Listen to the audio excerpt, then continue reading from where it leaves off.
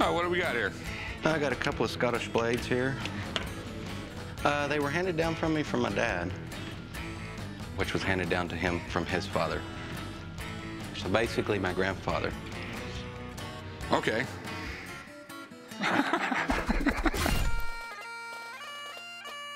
My grandfather was overseas around World War II, and he had bought these over there, so they do mean a lot to me. So I believe with both of them, I'd be able to get at least 4,000 out of it.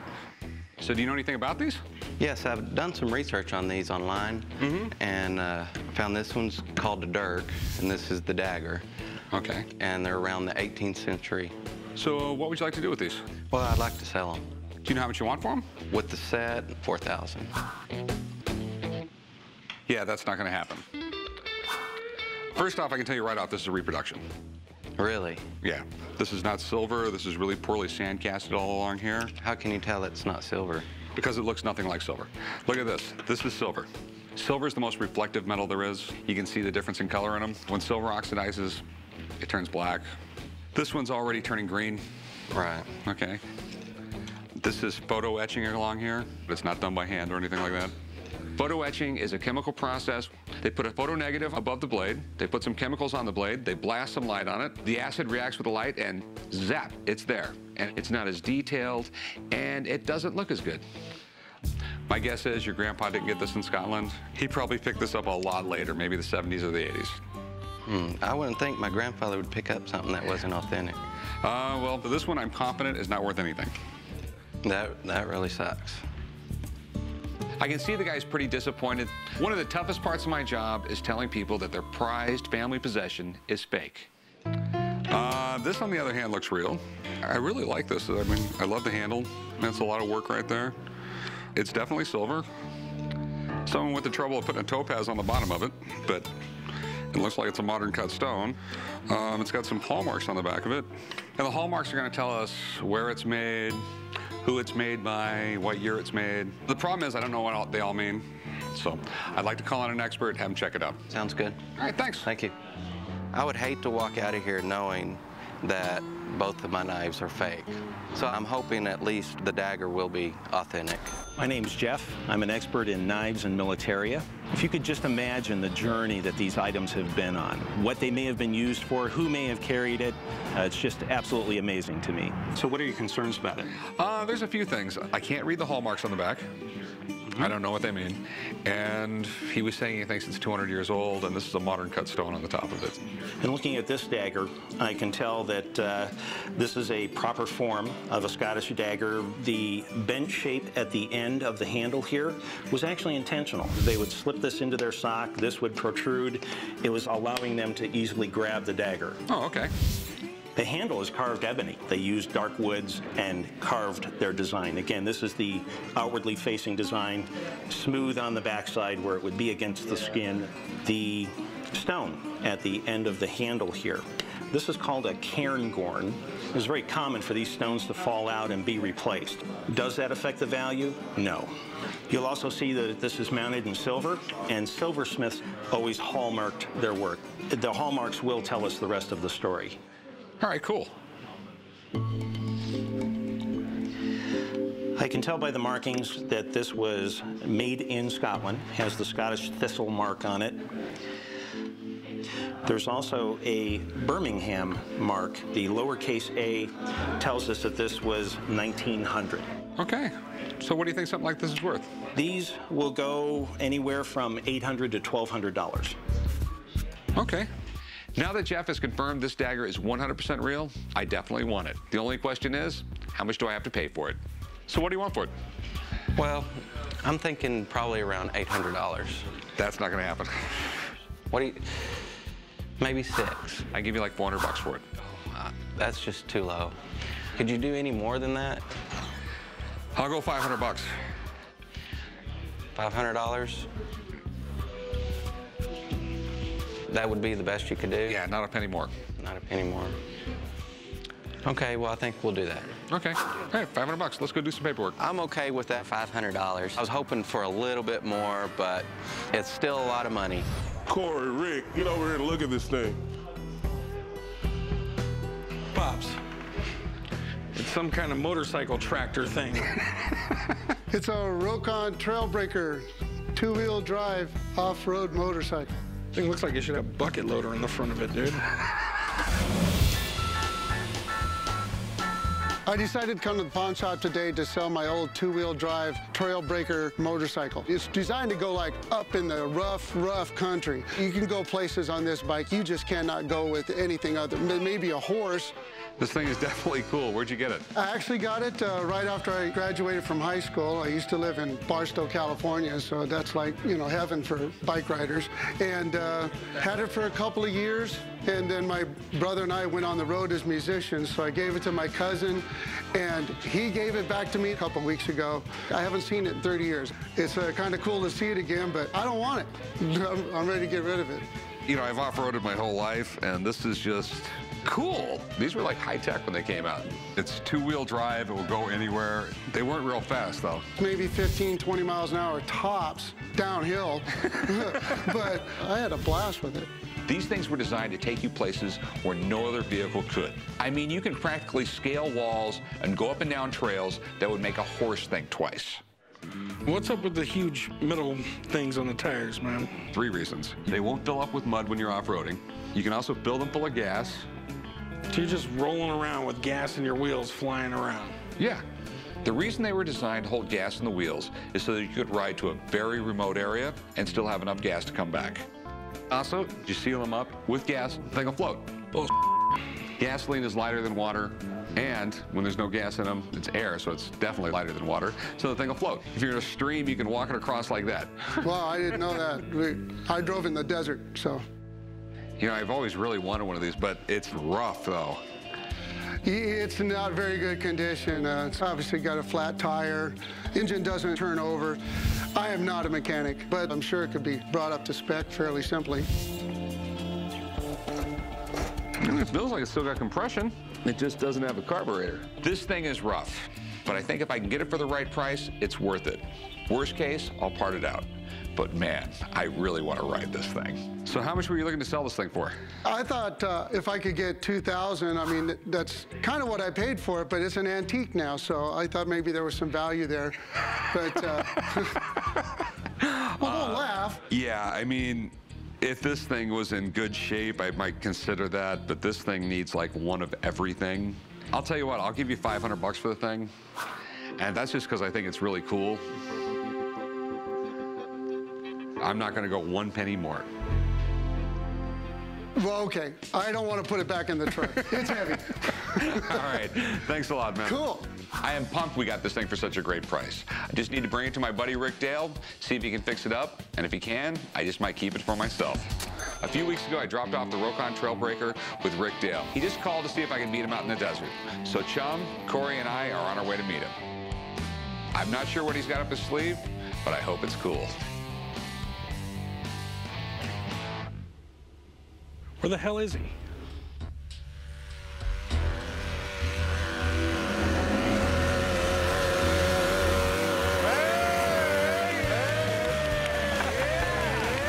that's the bike.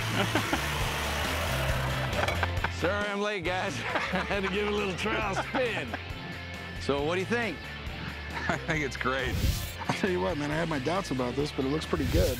So what happened? You know, I had to gut the thing and take everything off and rebuild everything on it. Everything on this bike was dented, bent, twisted, you know, because they use them just to climb up everything, and, you know, they're abused really hard. And getting everything in sync from the gearbox to the rear wheel, it was a nightmare.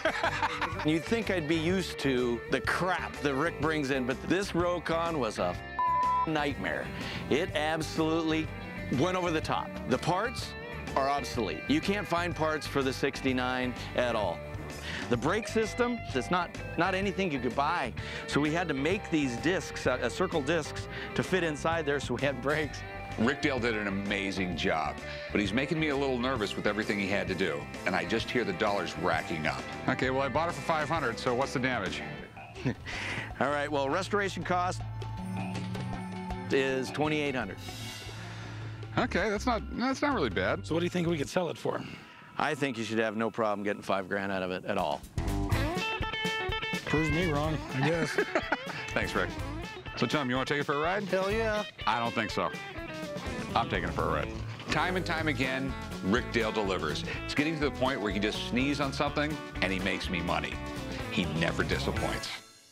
Get it on, Rick. Let's go.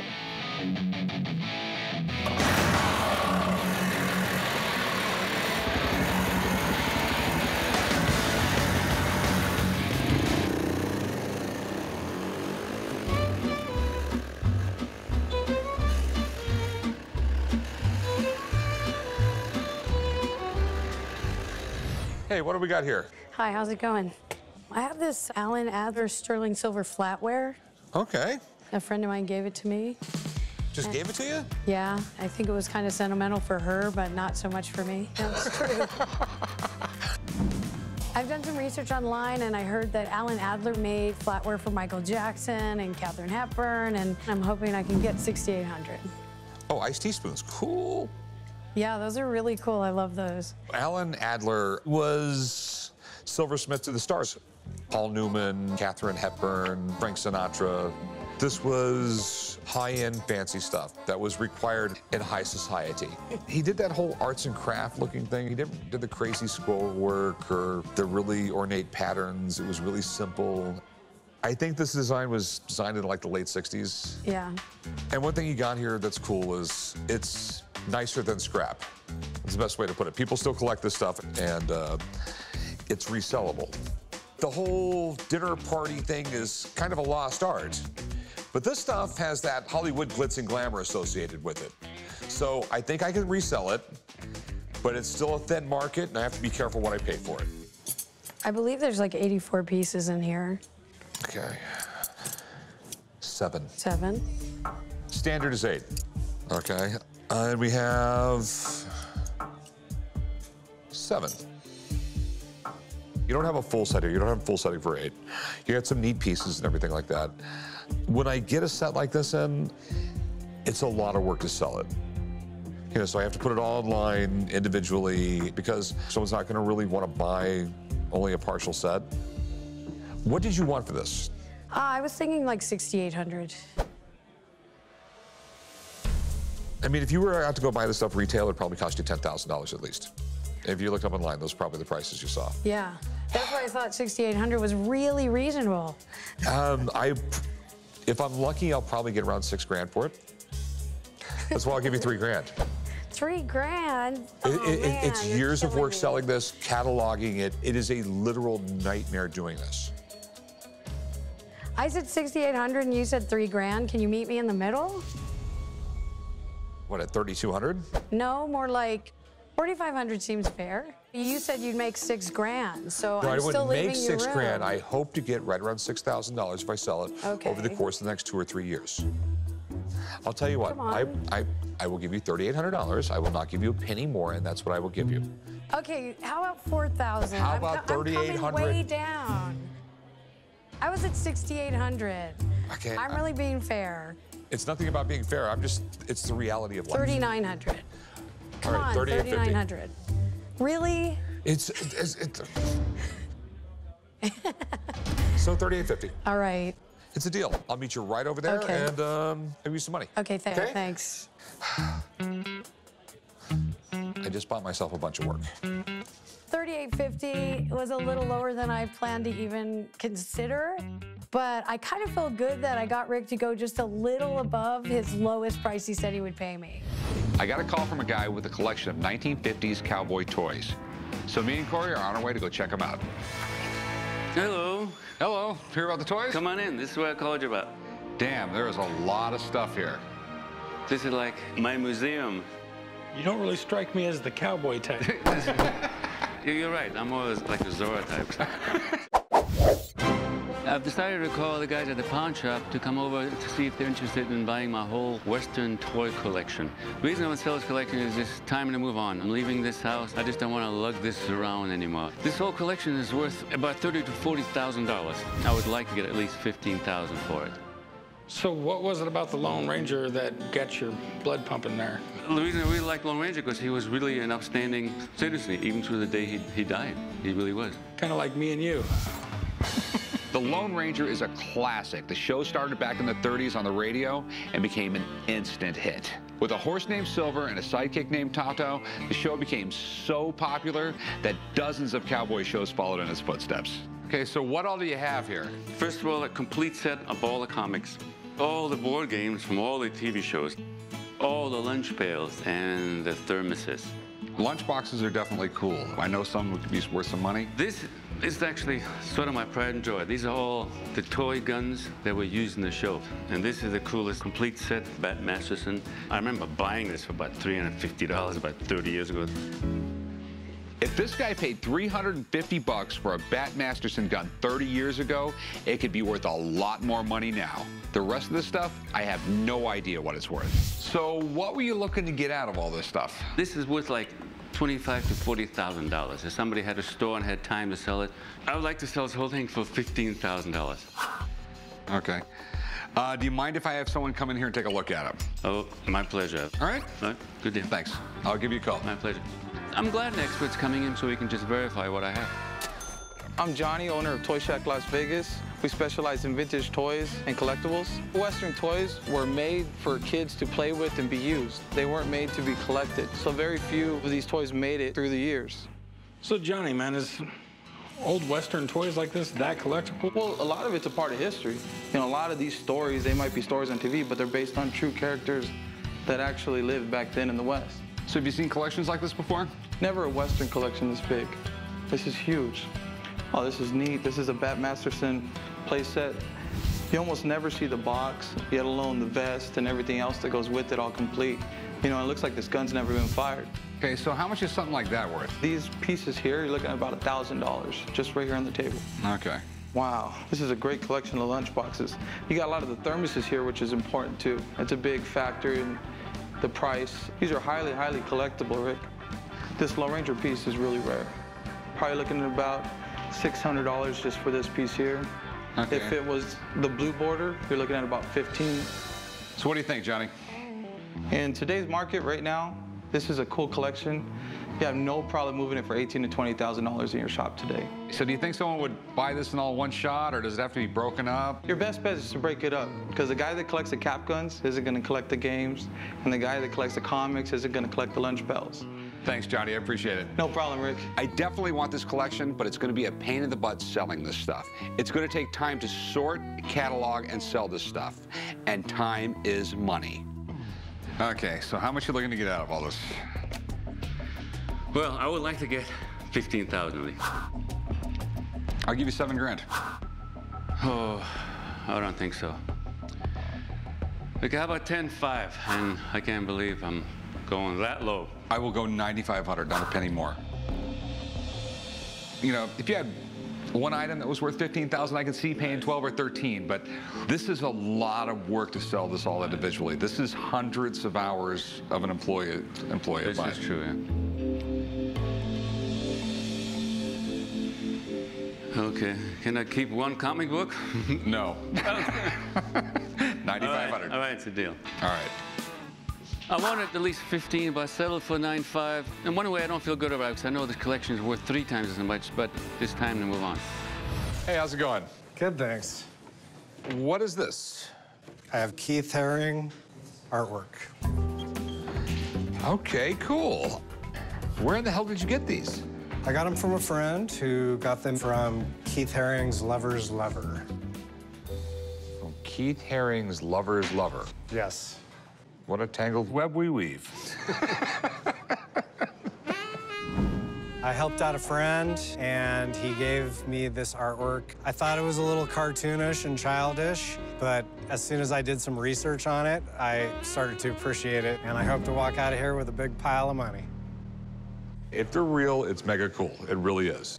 Keith Haring, he started off as a graffiti artist, actually went to art school, ended up actually opening a store in New York, and he sold posters and other things. I mean, he sort of created this weird little genre, and when you look at it, you think of a Haring. Yes. I love how he did it, though, just some markers. And... Yeah, he drew on everything, chairs, driftwood, anything. I mean, it's really simplistic stuff. Yes. I mean, it's one of those things. I don't know if I like it or if I don't like it. I guess that makes it hard. Sure. It's definitely interesting. These might not look like much, but Keith Haring's art really did make a big social impact in the 1980s. I mean, the guy is an icon. I love it when I have a recognizable artist like Haring in my shop. If they're originals, they're worth a lot of money. Yes. And do you want to sell them? I want to sell them. And how much do you want for them? $75,000.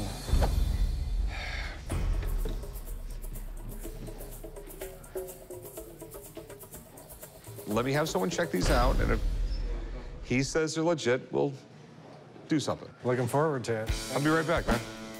I'm really excited to have somebody look at it. I think that it's rare, and I hope they're worth a lot of money. These are the herrings you were telling me about. Alleged herrings. Alleged herrings, okay. These are great. The thing about Keith Haring, you see a Keith Haring, you know it's a Keith Haring. It wouldn't be a stretch to call him the world's first fine art cartoonist. I mean, that was kind of his thing. As a matter of fact, you see the outline on the pieces? He did that intentionally to make it seem like the viewer was looking at a television screen, you know, watching a cartoon. Got started as a tagger. Actually did a lot of these same characters in the New York subway system. That's kind of how he got his start. Okay. And he took a lot of pride in coming up with these really simple, but yet really iconic and identifiable figures. And I see a lot of them in here. You see, you've got the radiant baby. He was very well known for the baby. The three-eyed smiley face, that was another big thing. The snake, so very unique. Okay, so do you think they're real? That is a real concern. So let me see if I can identify anything that tips me off one way or the other.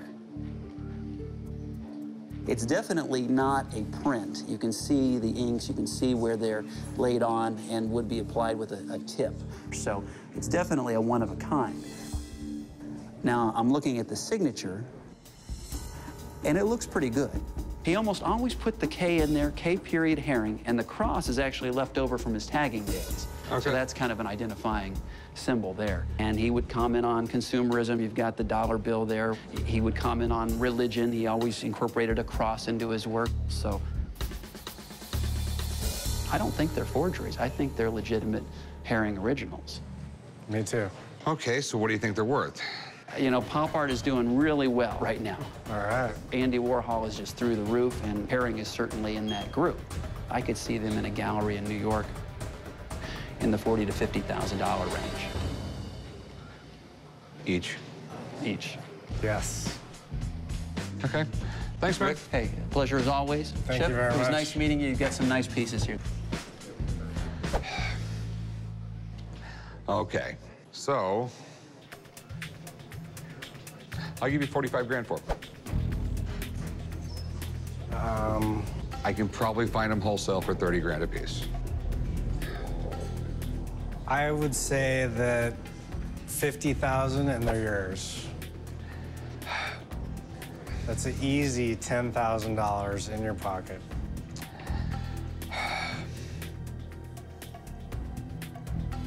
I'll go 48 grand. That's what I'll go. You want 48,000, I will give you 48,000. That's not a penny more. I have a store to run. 49,000? No. Find someone else to pay you that much money cash. You won't find it here in this town. All right, deal. Okay, man. All right, I'll meet you right up front, and we'll do some paperwork. All right. Only in America can you bring a couple cartoon figures in to a pawn shop and walk out with $48,000. That's a brand new truck.